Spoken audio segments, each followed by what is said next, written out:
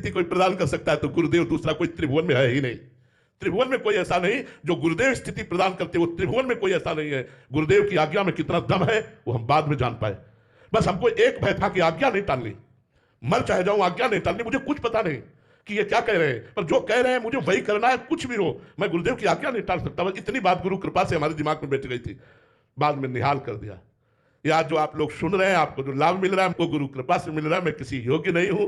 मूकम करोति वाचालम पंगुम लंघयते गिरिम यत् कृपा तमहम वंदे परमानंद माधवम। वो गूंगे से वेद पढ़वा दे, लूले लंगड़े से पहाड़ फंदवा दे, ऐसे ही मुझ अधम से जगत का कल्याण रूपी कार्य ये मेरे से हो सकता है, ये गुरु कृपा से हो सकता है। तो गुरु कृपा ही जीव के अहम को पलट करके दासत्व में बदलती है, दैन्यता में बदलती है। और मैं गुरु का एक खिलौना हूं और गुरु मेरे खिलाने वाले हैं। मैं गुरु का एक यंत्र हूं और गुरु मेरे यंत्री। वो जैसा चाहे वैसा नचाए, मैं वैसा नाचूंगा।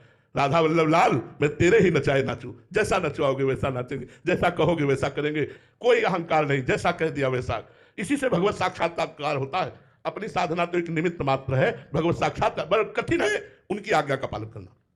एक बार रामानंदाचार्य जी महाराज एक बगीचे में मंडली लेके पहुंचे, कुआं से पानी मंगाया गया ठाकुर जी के लिए। तो पानी में हल्की सी बदबू आ रही थी क्योंकि एक डाल थी, उसी के पत्ते गिर करके सड़ रहे थे। तो उन्होंने कहा अगर ये डाल काट दी जाए तो पानी पवित्र और सुगंधित हो जाए, तो ठाकुर सेवा में जो भी आएगा उसको प्रयोग में आएगा। तो ये डाल काटो, कौन 50 शिष्य थे, पर हमको पेड़ के पास से नहीं काटनी, हमको केवल उतनी काटनी है जितनी कुएं के ऊपर है। तो हुआ कि महाराज कुएं के ऊपर वाली काटी जाएगी तो जो काटेगा वो नीचे चला जाएगा कुएं में। बोले मुझे इससे कोई मतलब नहीं है, कोई खड़ा हो।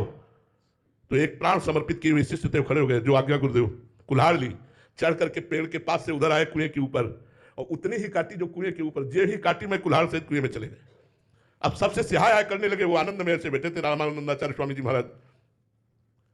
शिष्यों ने कहा महाराज जी वो तो डूब गए, वो तो मर गए होंगे, आवाज ही नहीं आ रही। वो शांत बैठे रहे। थोड़ी देर में आवाज आई, नमो नमः नमो नमः, जय हो जय हो जय हो।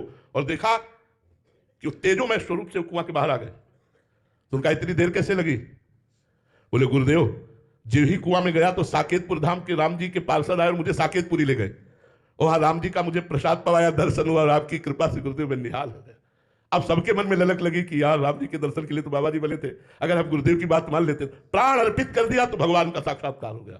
कहीं गुरुदेव की आज्ञा पर दुर्गति हो सकती है, कहीं गुरुदेव की आज्ञा पर आप कुमार्गामी हो सकते हैं, कहीं गुरुदेव की आज्ञा पर आपका अहित हो सकता है, लग सकता है, लेकिन जितनी कृपा होती है वो गुरुदेव की आज्ञा में होती है। बहुत कठिन है जब गुरुदेव अपमान करें हम सह जाए।